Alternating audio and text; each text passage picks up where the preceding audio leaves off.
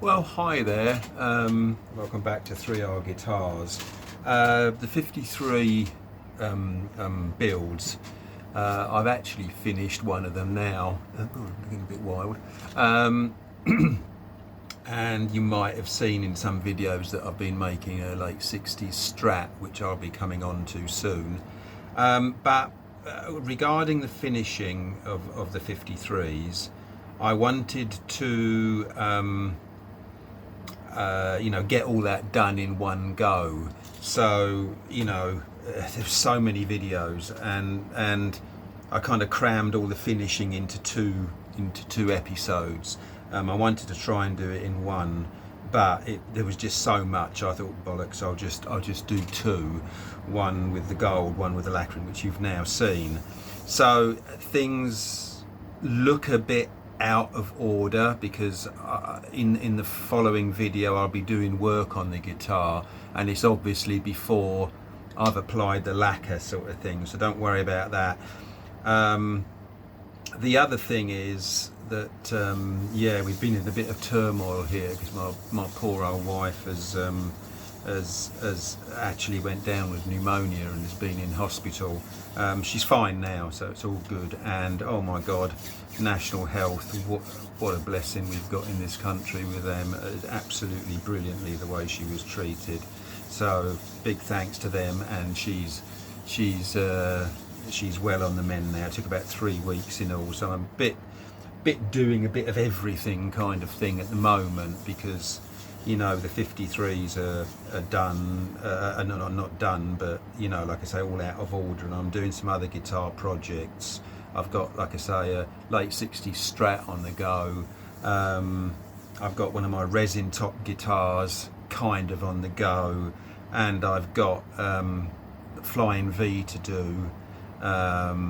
And yeah, it's typical of me. I kind of get excited about doing stuff, and I like to start because that takes a lot of the stress off once it's started. But so we're moving on to doing the earthing channel on the trapeze wood-backed the 53. Now, one thing I wanted to say about this that I don't mention in the videos, so jumping into it, basically everything I've said is there. And one thing I alluded to was, if whoever ends up with that 53 doesn't like the trapeze tailpiece, as I say in the videos, it can be removed with absolute minimal it basically can be totally disguised, not really disguised, because the bridge holes are the only, the post holes are the only things in the top that are unique for that kind of bridge. And if you drilled inserts for a wraparound bridge, they'd completely cover that, so there'd be no problem. But what I forgot to say in addition was I was looking through Reverb, and there was an early 53 up for sale, and the interesting thing is, although it had a wraparound tailpiece, it still had the 52 style earthen wire channel in, going from the back of the trapeze to the cavity. So even that is okay to have. I mean, it's obvious that Gibson wouldn't throw away 52 bodies when they were making the 53. They just said, right, we're going to put a wraparound bridge on this. Yeah, use the bodies, just, the channel is arbitrary that's there. So there's no problem with that channel being in there if the person, if that eventually gets converted to a wraparound 53. So that's where I want to wrap that up. And, just bear with me because I've just had a lot of things going on at the moment, and I've not done the best job of keeping the videos in order and all that old shit. So bear with me a bit, and you'll kind of think, oh, that's a bit odd, that's not done yet. So yeah, it's just that I wanted to get the painting done first because the amount of videos I had was clogging up my laptop, and I think when I deleted those, I might have chopped a few bits out that that are relevant to later or earlier jobs, sort of thing. So I try and patch it in with a bit of old chat like now. So anyway, thanks for that, and cheers. Finally, I find the bloody picture. Right, you look in here.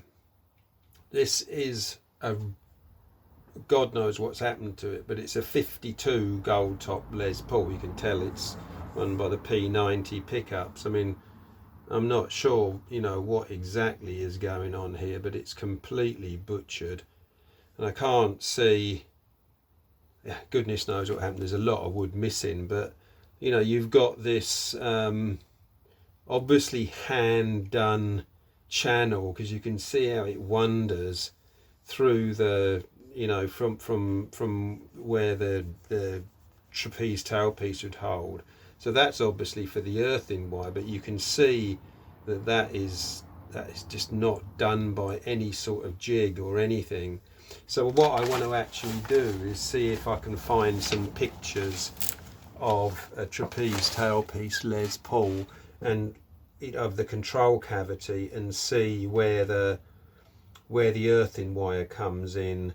I mean, if you know, quite often on Reverb or something, you see a 52 Les Paul advertised, and they'll take the pickups out. And you know, if you see a small little wire, bare wire coming from here, you know, and then wrapping into the control cavity, you know, the wire channel there, you know that the wire is actually connected to the bridge post. But if I can't see any wire coming in here and you know, coming out in the control cavity down here and soldering to that pot, you know that it's likely to be coming in from here. Because I mean, it would be very easy just to drill an angled hole through here and to the back there, which I suspect is what's done, and I'd like to do the same for this if that was the case. So I'll get checking that, and then I'll let you know what I find out. But I don't think it will take much detective work, because you know, there's bound to be a picture somewhere of the inside of a 52 Les Paul, 52 early 53. But I'm really happy with that now. That's really good. We've got the posts positioned, and you know, well happy with it. I mean, the nice thing is that I mean, someone else is going to have one of these guitars, and he can't make up his mind which one he wants. And the one thing that was putting him off having a 52 bridge was basically, you know, the lack of just it being crap, really. So, but this obviously addresses that. But if I ever want to go to a 53 wraparound on this, then okay, the posts are slightly further in than this, but they're not so far in that inserts, the outside of the inserts wouldn't cover these holes. So it is recoverable to a wraparound tailpiece, which is nice. But I'm really pleased with that now. So I think we're all good. I'm going to actually, what am I going to do now? I'm going to file this down while it's on the guitar. Just try and cant it a bit further back that way so that it straightens that up. I've got a file here. I'll just literally do it on this. So I don't think it will take much to visually. I don't want to fuck it up again though.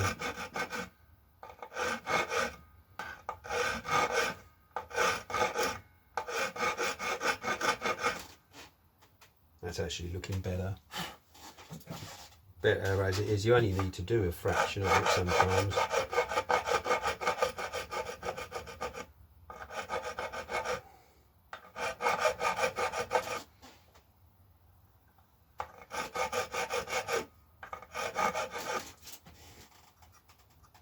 Do you know what? I'm leaving it like that because I'm happy with that now. It just looks right to me.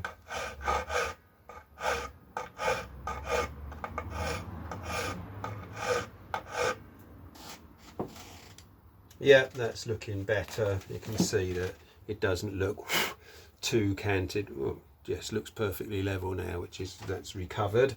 So that's all good. Yeah, it's great, isn't it? So I'll go in and start fettling around trying to find out where earthing wires go, and I'm so happy with the look of that guitar. I mean, you know, even with the action where it is, the pickups, you know, the bridges, the strings aren't too high or anything. I mean, it's beginning to look superb now.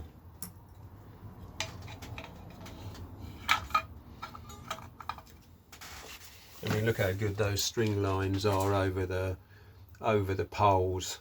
I mean, they're perfect on the neck pickup, perfect on the back pickup there, and on the outside there. I love that. I love it when it lines up like that, and we've not got too ridiculous a string height at all. You know, by the time that pickup is picked up a little bit, and with P90s you've got to unscrew the pole pieces. You know, we're absolutely perfect with that. I just think that looks blinding. I'm really happy I decided to go with the 52 tailpiece. Really pleased, really pleased. So that's great. And the other thing, as I'm going to be doing an early 53, I won't have to have a switch ring on it. That just goes straight in the Goldtop, and I'll have the more unusual tall gold knobs sort of thing. And yeah, cool. So I'll be back. Okay, hello there. The hunt for this earthing channel. Now, I showed you this picture of the 52 without the top on, and you can see the earth channel through there. And just to reiterate how wobbly it kind of is, and you know, on a curve like that, it's probably definitely done freehand sort of thing, just routed through with a 1/2 inch router. And this I found on, is that a bit blurred? Let me see if I put my thumb on the camera. Hang on. This I found online as well just now, and you can see that this is the standard wiring channel that runs up to the switch diagonally across the body.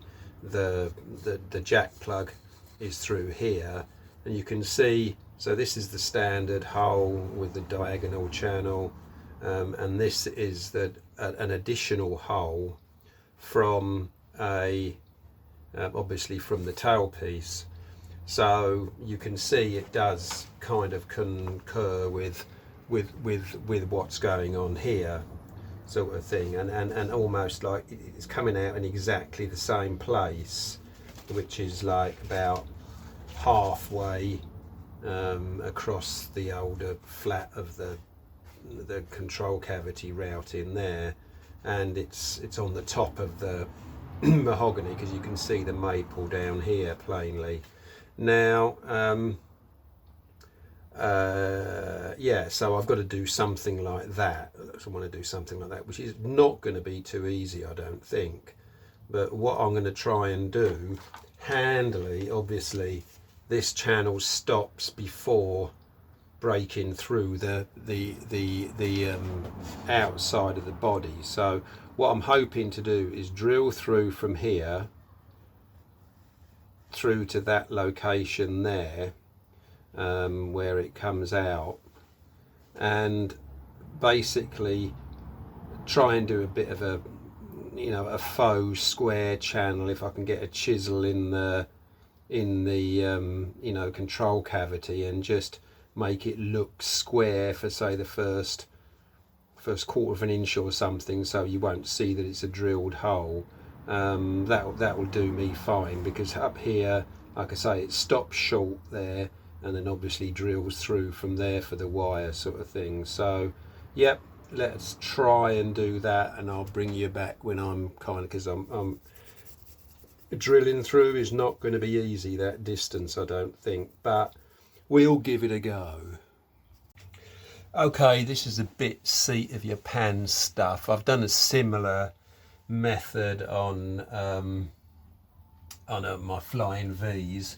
What I did is I drew a line across the body where I wanted the hole to go, and I've just cut this bit of wood out to help me line up the drill, so I can follow the centre of the bit of wood, put my drill across there, the centre of the bit of wood, and this surface here as well stops me like directing the the drill up or down sort of thing. So I mean, worst possible scenario is the drill bloody pops out of the top before before you get to there. So I'm just going to go for it, because I mean, doesn't matter how you set up something like this. I mean, obviously the channel should have been routed when I made the body of the guitar before I glued the top on, but yeah, didn't know we were going to go 52 then. So so this is basically it. I've got to keep the drill in the middle of this bit of wood, and then just use it as a guide. So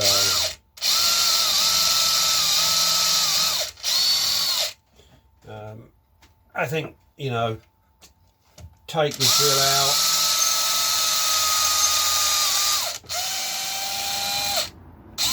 and clean it off.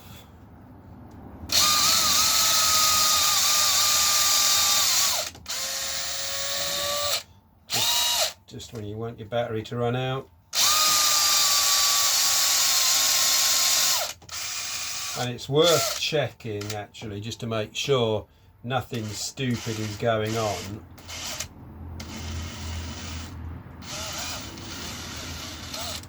I can look at the length and roughly where you are. You think, yeah, I shouldn't be coming out yet. If you've drilled like 6 inches further than you're meant to be drilling and it hasn't come out in the right place, you know you're in deep shit. But my only advice for this would be, pull the drill out quite often, do about half an inch.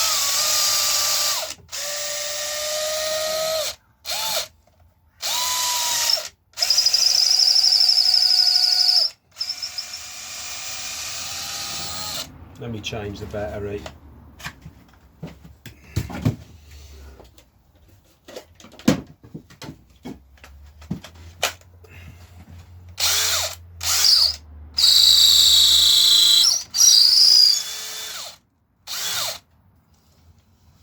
I want to see where I am. So that's roughly the length we are on. So we're very close to coming through. So if we come through in about the next half an inch, there we go.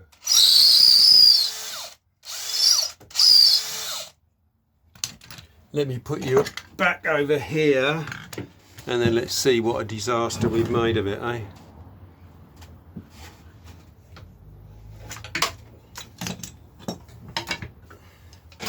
Oh, well, that's not bad. Take the drill out and I'll show you. Could have been a lot worse, let me tell you. So let's have a look.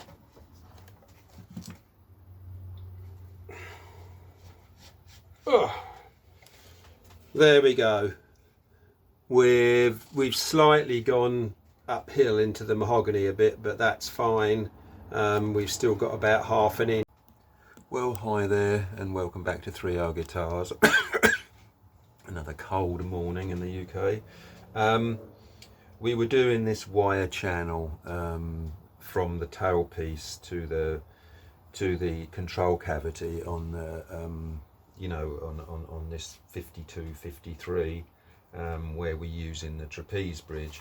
When I was sort of finishing it off yesterday, my phone went funny, just used up all its memory, so I couldn't exactly I don't know how much I've done, so this might be a bit of a repeat, but this is the the picture I got off the internet of a 52 or 50 early 53 it said. So this is the jack socket here, and this is the normal hole that's in every Les Paul, the diagonal channel that goes up through the pickup cavities and up to the switch. And there's this additional channel that comes from the tailpiece that we can see on this wrecked body here. And you know, so what I did, you saw me yesterday drill through, so I've got an additional hole there for the wire, and then drill through into the control cavity, and I got it about right, and you can actually see this hole now, and I've done that, opened that up with a chisel, just my small chisel here, done the edges so it looks like a routed channel, and when you see on this, like okay, this is cut quite a long way, this this curve in the inner control cavity sort of thing is cut away quite a lot, and these differ wildly, you know, as I've said previously in the build. I mean, you know, mostly you don't see the slope cut this far up. It's normally, you know, from the outside of the hole for this pot and runs to the inside there. But there's different, what I'm trying to say is there's differences on all of these, but what I looked at was this pot, when you line up the edge of this hole, it comes just in front of the main sort of cylinder of the pot. So basically did the same thing here, and you can see, you know, where mine lines up, it's more or less the same sort of thing.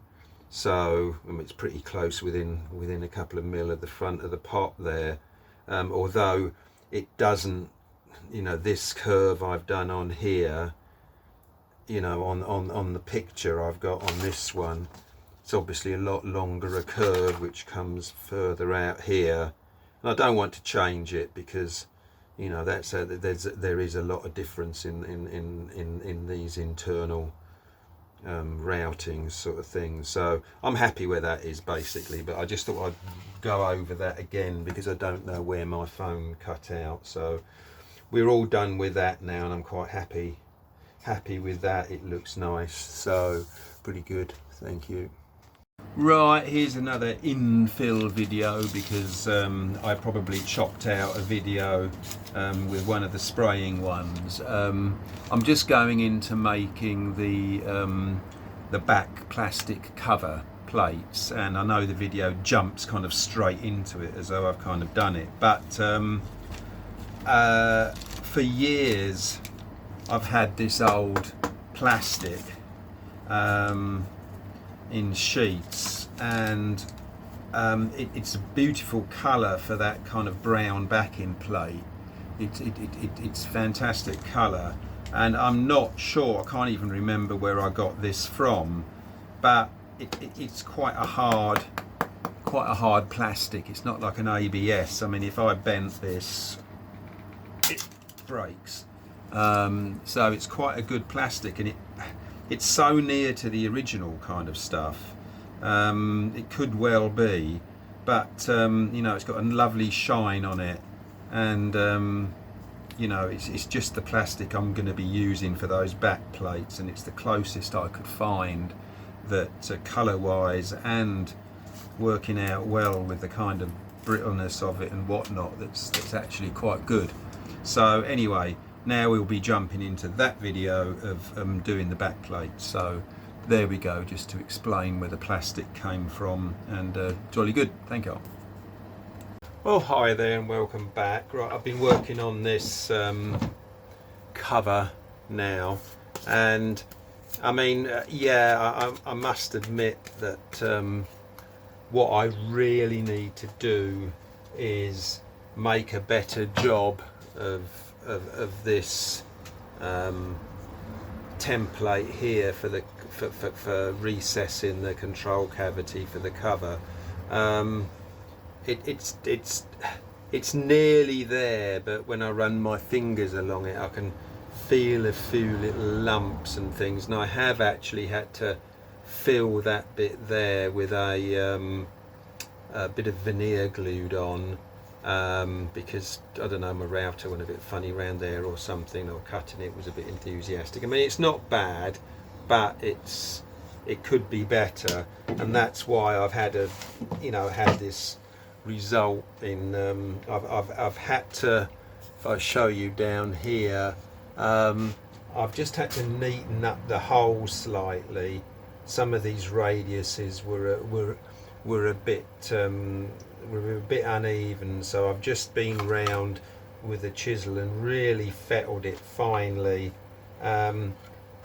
Unfortunately, this one here, this curve here,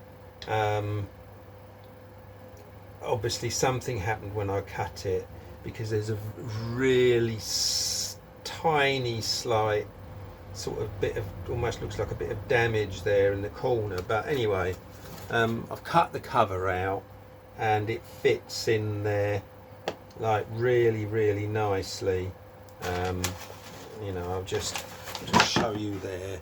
It fits in there like really nicely, but you can see just down here there's like a bit of, it's almost as if the actual recess for the cover comes just a bit low on that corner. So I think there'll be some strategic relicing round there just to make it look as though it's been bashed or something. But yeah, I mean, well happy with that. That's really nice. The interesting thing is, when it comes to these cavities, is, I mean, I know that they differ year to year. I mean, it could be just, worn templates, or somebody makes a new template or whatever. But for instance, this is the 53 template, and this is the 59 template that I got from Bartlett Guitars. And if you put the covers on, line up, I mean, they're almost the same, but you can see that the 53 cavity is just slightly bigger. I mean, if you look down here, I mean, there's no way I'd have measured that wrong. I mean, that's a good 1/16 of an inch there, if not more.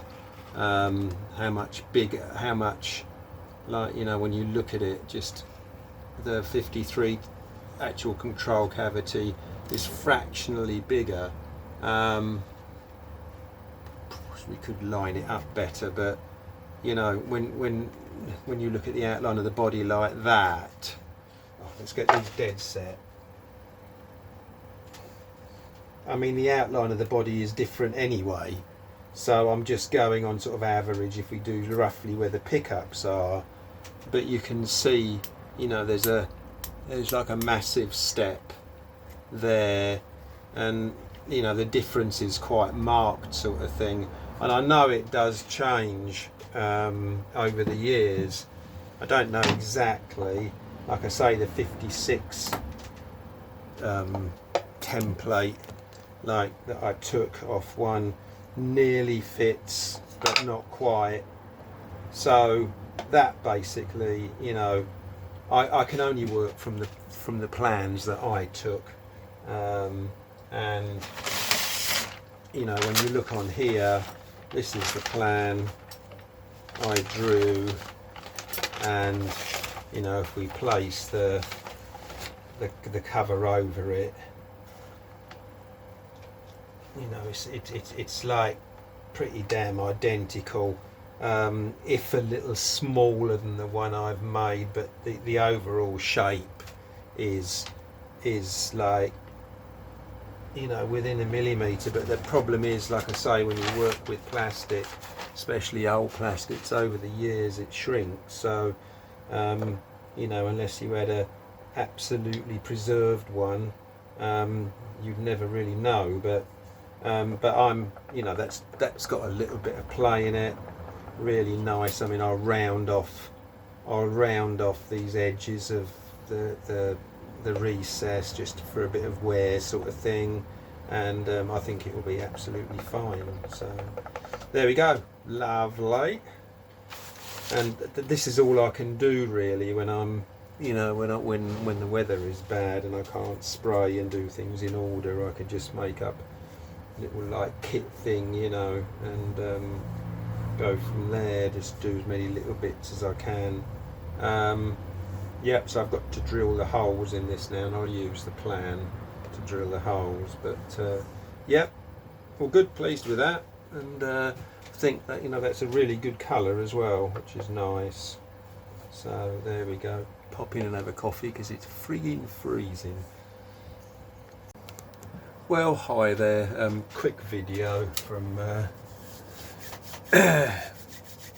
Amateur Guitar Builders Central at 3R Guitars here.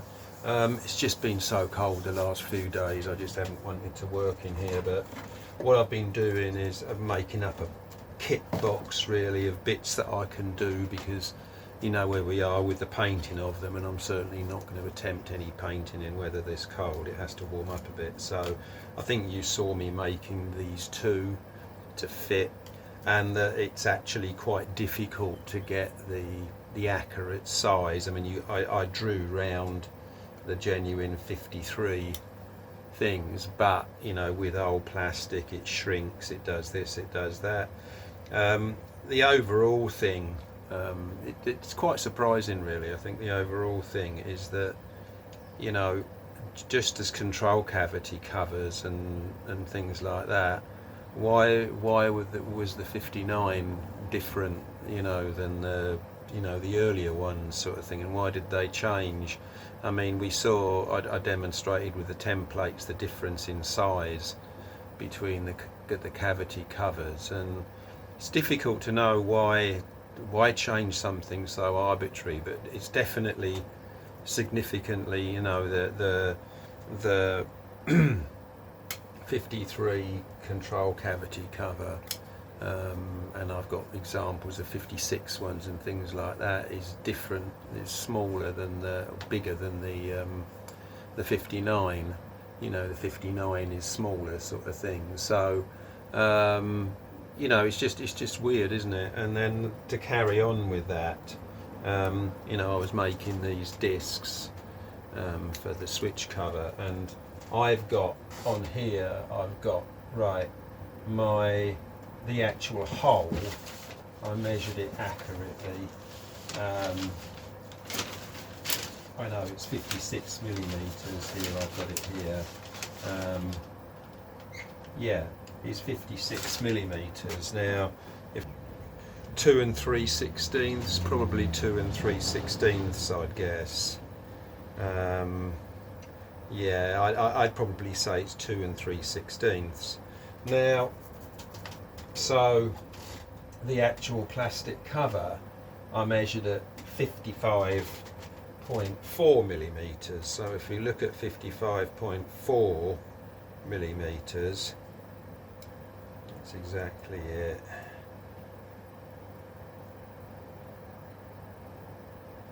Two 5/32 or something, and like yeah, it's actually a bit bigger than that, but yeah, I mean, I'm not bothered. You know, I know they fit, but just to demonstrate, when I actually looked at the 59 ones, they're 54.5, something like that, which 54.4, I think.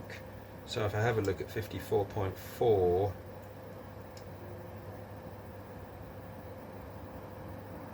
probably 2 1/8, you know, probably 2 1/8 inch, something like that. But why make such an arbitrary small difference? But it just shows that, you know, maybe the templates were worn out, someone made new templates. Doesn't really matter on the size, you know, to within whatever, as long as it fits. But it's weird, isn't it, that you know, you get the difference in sizes. But anyway, I trust the dimension of the hole more than the plastic, because I think over the years the plastic will have distorted to some extent. So anyway, just to wrap up, like I say, I'm going to tuck up indoors. I think it's just too cold. I just hate it when I'm working with stuff. I don't mind if the air's cold, but as soon as your tools get cold, sort of thing, you know, you pick things up, your hands get cold, and I don't like it. So anyway, I'm you know, when I fancy a odd hour down here, I'm just going to fill up this with bits and pieces that I've you know, I'm making, sort of thing. So I'll have a 53 box of parts there. So well, hi there and welcome back to 3R Guitars. We still like pretty damn freezing weather here. I don't know whether I'm feeling it a bit more than others. I think I've got a little bit of a cold, but I'm not going to be spending hours on these guitars in these conditions. You know, when your hands are cold and you're trying to do accurate work, it's not very conducive to that. So I'm just trying to catch up on bits that I can do, and you saw over the last few days, come in here for an hour, make a cover plate or something for the back and whatever, but you know, obviously it's too cold to go putting more lacquer on, which I want to do. But what I can do is, I thought, well, I can slowly do the frets sort of thing, and you know, I thought I'd do that. But you know, I just picked up this guitar again, and you know, I was just looking at it and like, I just bloody love it. You know, some guitars I build, you know, they float my boat more than others, but this one is just working out really, really nice. So I don't know why. I mean, it's just my opinion, you know, but really loving it. And anyway, basically, when you do frets, of it, the starting ground is getting them flat. If you've got one that is a little bit high or something like that, you know, it's going to ruin your action. It's not worth even trying to adjust strings and shit like that, and until you've got the frets at the very least flat. Now this is probably your best tool of all when you do fret work. What you basically do, you put it across 3 frets, and if you can wobble it at all, the middle one is high, like you can just hear. I mean, for instance, I can't wobble it there, can't wobble it there, can't wobble it there, but listen to this. I can just wobble it a bit on the end, so this end is slightly high, and what I just get, like,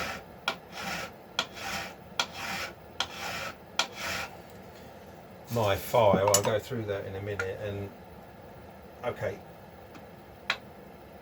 that doesn't wobble anywhere now. And then you go up the fretboard, do it again, they're okay, they're okay, and the obvious like plan would be, well, why don't I just get a long straight edge and go over it, and you know, like, you know, use and glue some fine emery cloth to the bottom of a spirit level, a long spirit level or something, and just keep going over it. And I've got that sort of stuff. I've got a big aluminium square section bar, hollow section that's huge, that I you know, is a couple of feet long, but for some reason I just, you know, I'll do it with that. I'll see all the frets get lovely and flat and all that, and then I string it up, think it's right, and it's no good. And I don't know why, because I know plenty of people on YouTube do it like that and things, but I tend not to.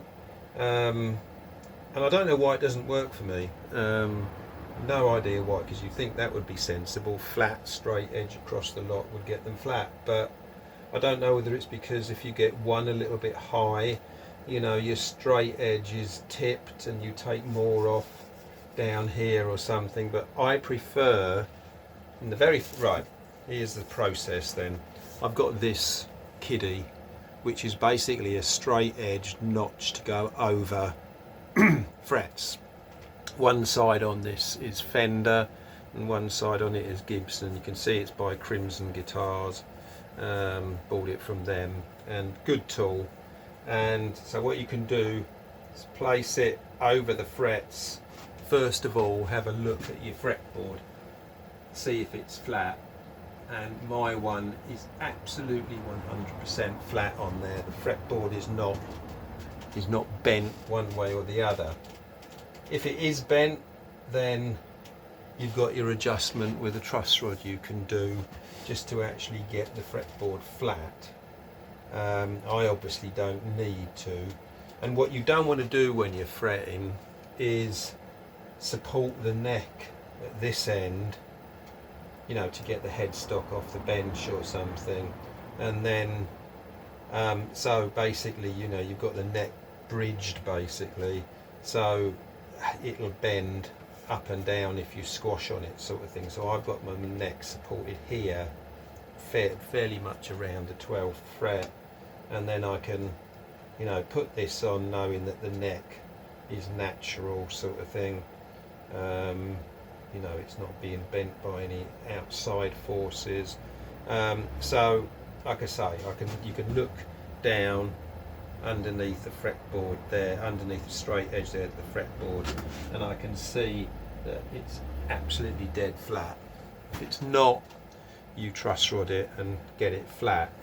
So the next thing I do now is I go over each groups of 3 frets all the way up the fretboard.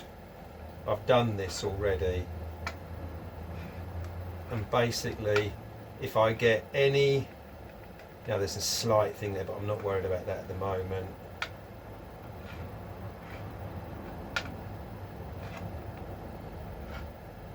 So I go up, and if I get one fret where I get like a, you know, big knock, knock, knock sort of thing, take a look underneath the fret. I mean, the action of gluing it on the fretboard and things like that, you may have sprung one fret out a little bit. Make sure that that fret is seated, you know, on the fretboard properly. If you've got a massive rock, you know, between 3 frets, that's likely to be the case. So use your adjustment, your fine adjustment tool, just knock that bit of the fret down.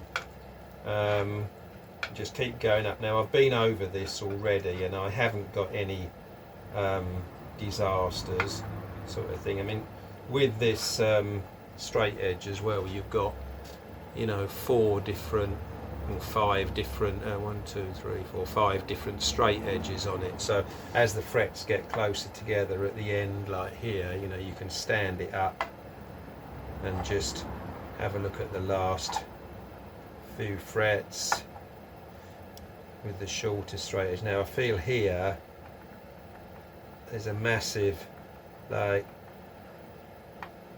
just on the end of that fret,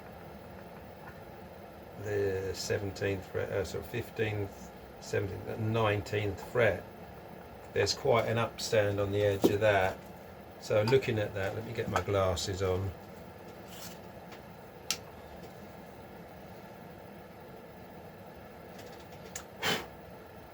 That's actually flat on the fretboard, so I don't quite know why it feels as though it's sticking up so much. Where did I put my triangle thing? Oh, yeah, it is.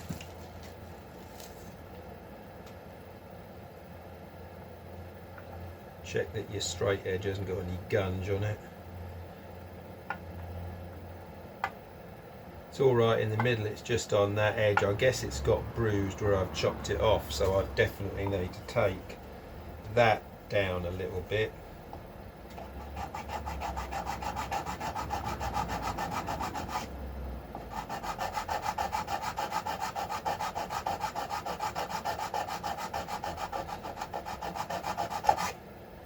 So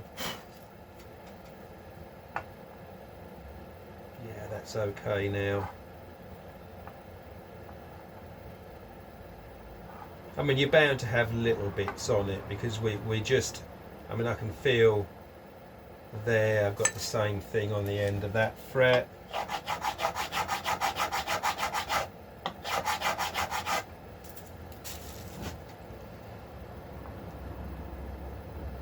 That's only a little rock there now. I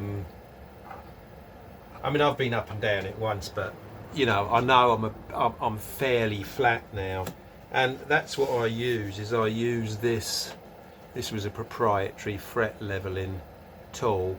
You know, it's got a dead flat surface there. It's short, but for some reason I get on with it better than long, you know, long things. So, and when you do the fret leveling, don't sort of go diagonally or anything like that.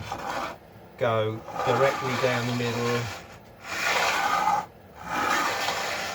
I mean, obviously, you know, if you've got any frets that are really high, as you know, file the fretboard, it'll go dunk, dunk, dunk, dunk, dunk, you know, where it hits a high one, and I can feel there's a really high one there somewhere. Let's just, I think it's here.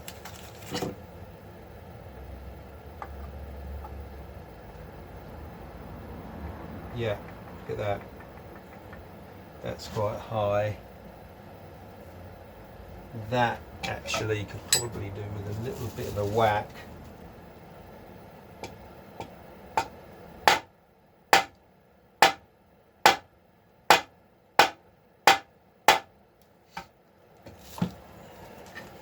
See what it's like now. I mean,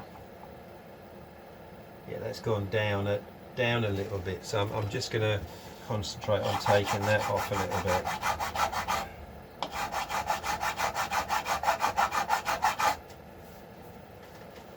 Yep, so we probably, yeah, very little there now. So I'm just going to do this, and I don't bother using, like people go over it with Sharpie pens, so, or they can see where the Sharpie pens is rubbing off and things. I mean, you can see where this is scratching the top of the frets, like, you know, quite plainly. So I don't think you actually need to do that. But anyway, I'll just get it as flat as I can and then get back to you. Okay, well, now I've been over the frets with this and been over it with the rocker like countless times, and checking each fret in about 4 places across the width of the fretboard. And with this, be careful, because like you can see there that, you know, I'm down the center line of the fretboard and there's no wobble, but if you put it on like this, you know, there's a significant wobble, so you've got to keep it, as you go across the fretboard with it, keep it square. You know, because as soon as you go over that way, of course, you're downhill on both adjacent frets sort of thing, and you'll get a rock, so be careful with that. Now, one of the other reasons I don't really like going over the whole fretboard with a big long flat sanding thing is, apart from I can never get it to work properly for some stupid reason, is that when I actually prepare the frets, you know, I do get them all flat, but I like to, from somewhere around the 15th fret, actually take more off the frets. So, you know, you'll naturally get a bit of a higher action over the end frets, sort of from the 15th fret upwards. And overall, you know, I'm not pretending to be like a you know, an expert here, but if you listen to a lot of people on YouTube and guitar luthiers, things like that, who do it, they tend to do that because it gets you a lower action in the end. You know, you get a nice low action over the lower part of the fretboard and up to about here, and you know, and then you get a bit more relief for the strings to vibrate here by taking this edge of the fretboard slightly further down. I mean, just that's all I do is put a bit more pressure on the last few frets here, the last 4, 5, 6, 7 frets, and just take a bit more off them, just to give the fretboard a bit more relief at the end. Now I think we've got it flat. Well, I'm pretty sure we've got it flat. So the next thing now is to you know, re-crown each fret, and I have proprietary fret files for that. I'll just get them.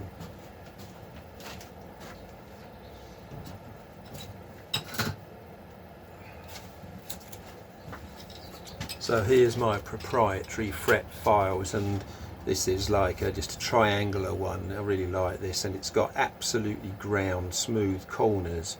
So you know, when you go up to a fret and you start recrowning it, you know, a safe edge, a nice safe edge goes on the fretboard surface. And here again, this little flat one has got like a, you know, very smooth. I mean, there's not, you know, there's nothing on there that will damage any wood, sort of thing. And I know what you're saying is, you know, you see people on YouTube, like, you know, when they do the frets, they tape either side of the fret and things like that and whatnot. And I will do that when I'm crowning the frets, but just thought I'd get this done, you know, first, and then I'll tape up between the frets, and we'll go for crowning them and whatnot. So there we go. Cheers. Well, here we go. I've given up with any hope of painting today. I mean, I don't know how these videos are going to come out, but I was showing you some paint I was going to mix with and stuff. But yeah, I've just decided, no, it will be a disaster. So we're back to the fretting, and I'll just show you what I'm doing now. I mean, we basically flattened the frets off last time with my you know, little purpose-built fret flattening file. So we've got the frets flat now, and what we're doing is recrowning them. And I've got these proprietary files. Is proprietary the right word? They're 4-fret filing, and because they've got beautifully polished corners, so you won't dig in the fretboard or anything. Now, I do basically, so the tops of the frets are flat at the moment, and you want to recrown them. You can buy like gutter-shaped crowning files.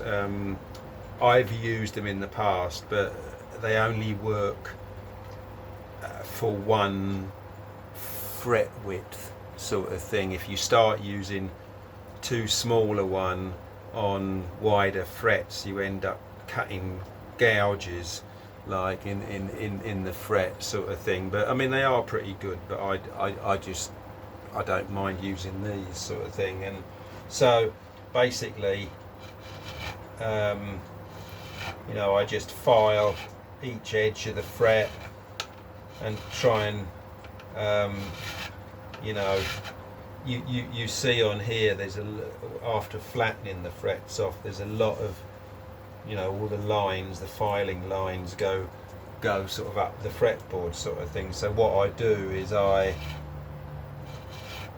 just basically try and make those disappear by bringing in the edges of the fret sort of thing,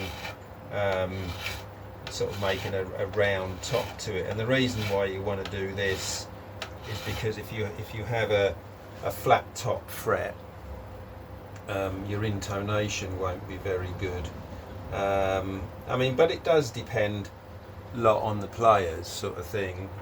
Some players that I've refretted guitars for, they really do want, they go, right, yeah, I want a fretless wonder sort of thing. So you've got to, you know, take a lot of the material from the tops of the frets away and end up with a really flat fret. Well, you can't round that over too much, but I mean, I used to know this guy, or I used to practice at the studios. All his guitars were just like fretless, basically almost just had bloody brass tape on the fret. Superb player, knew what he was doing. So that's that. But you know, when you're doing a conventional fret and you're recrowning it, be careful not to, you know, move the file sort of round that, so you make a sort of banana shaped fret or anything. Keep the strokes right straight, and I tend not to scrub both ways, just go over one way. And when I've finished one fret, you can see on here you get a lot of fret material in the file that will scratch the fret, so I just go over and brush it out of the fret, and then it will file a lot better. Also, I don't tape up the whole fretboard. In my opinion, you're just wasting masking tape. I just move bits up to the next fret.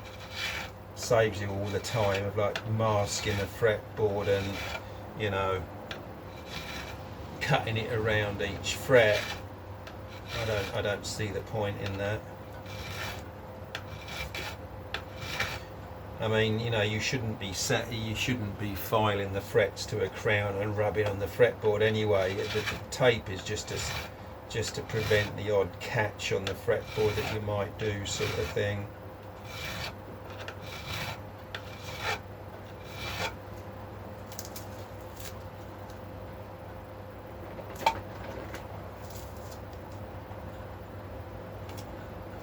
And you know, even if you're a like tightwad like me, you can turn the tape round the other way and, you know, use both sides of it.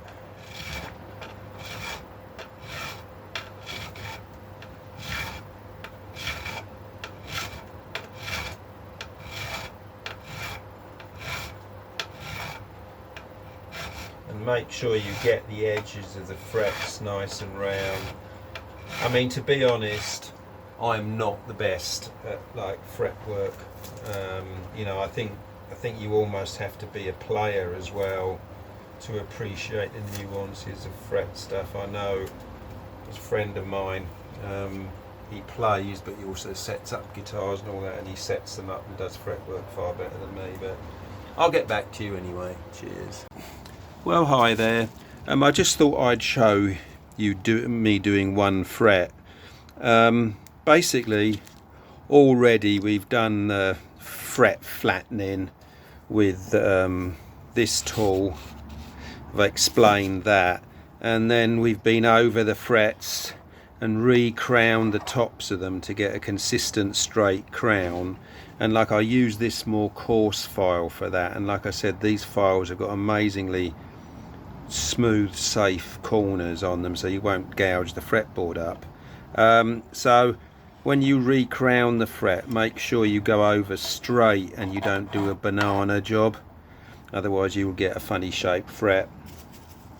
This is file number 2, the finer file. Again, 2 safe edges, which is really nice. This one is slightly more rounded and this one is flat. Both very useful. Forgotten where I got these files from, but I love them. Now, I've got a friend who plays guitar, and every time I like giving him my guitars, because he goes away and he sets them up and he likes a super low action.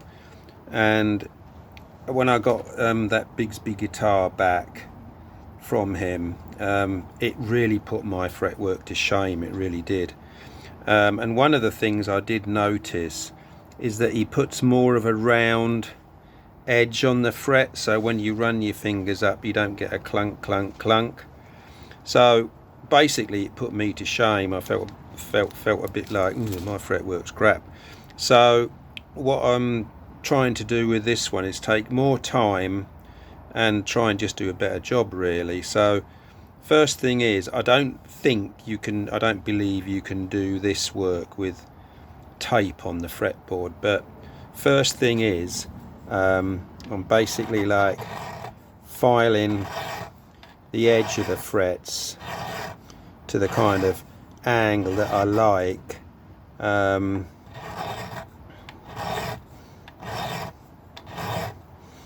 feeling the edge of the fret, and what I like to actually see is like just getting a little bit of the edge of the binding sort of showing. There we go, we got a little bit of the edge of the binding showing, and then I'm going for this like curved edge, so I'm using the sharper, flatter edge rather than the rounded edge, and I'm just taking the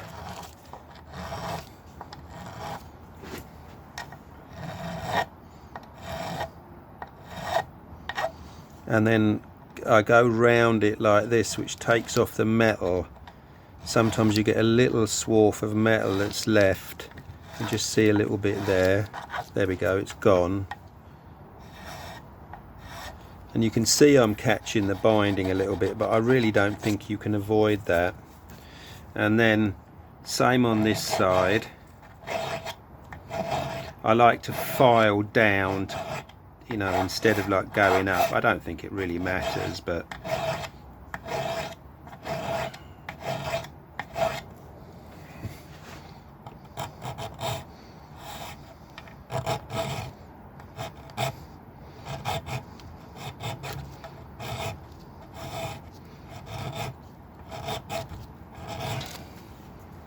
now I can see a little edge of the fretboard there. I actually want that of the binding there, and I want to actually get that a little bit.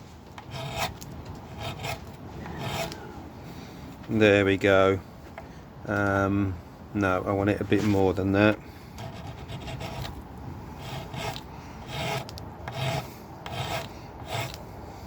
That's looking good.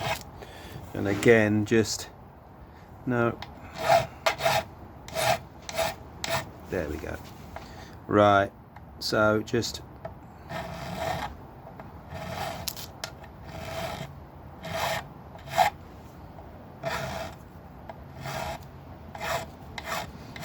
get more of a round edge on it, and then go over it with a flat just to get any burrs off.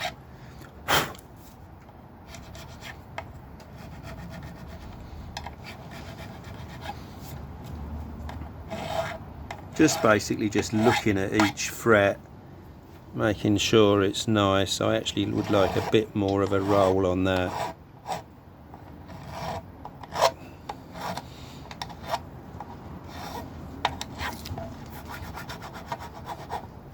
Now what I do is I get some 1200 grit sandpaper, which is a very fine one, and then we'll go over the fret and really concentrate on getting the edges nice and polished. You're just basically looking to get rid of all the scratches. It will still be dull at this point.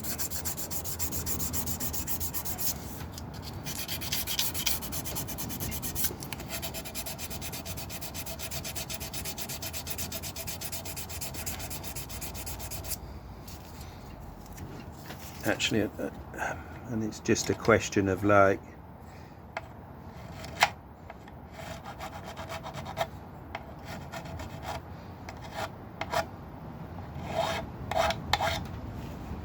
yeah, I like that now.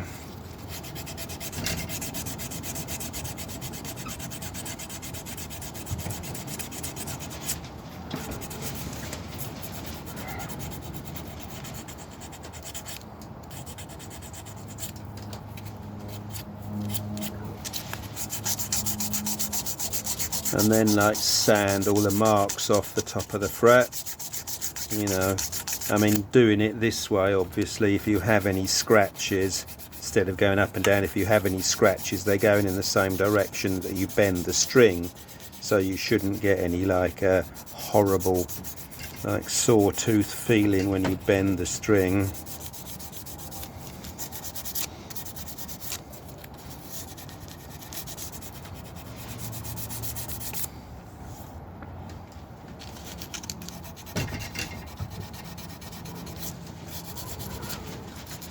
I think I'm liking that. And then finally, to finish off, I use this stuff, which is a car, or basically like a metal polish, but typically you can get it in like Halfords or somewhere like that, because it's for aluminium wheels on cars. And then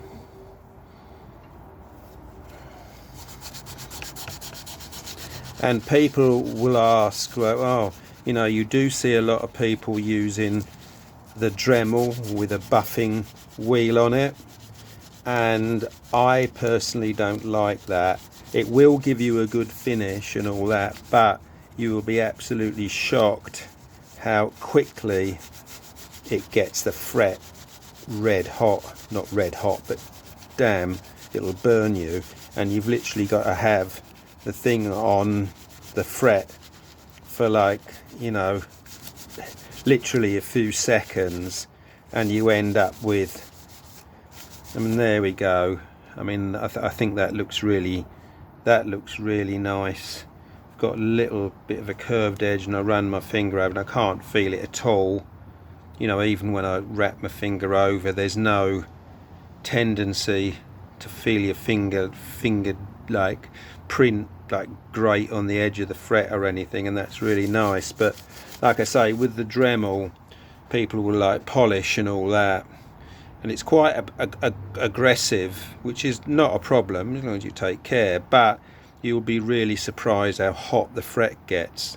And I've done a fretboard like that in the past and thought, oh great, all lovely, put the strings on, and then I get a few buzzes, and you go back and the frets, one or two frets, 3 or 4 frets are high, and it's because you've heated the hell out of them, and you know, they've moved around a little bit. So, but yeah, that's how I'm basically doing the frets on this, and I'm pretty pleased with the way they're coming out, so I'll just carry on now.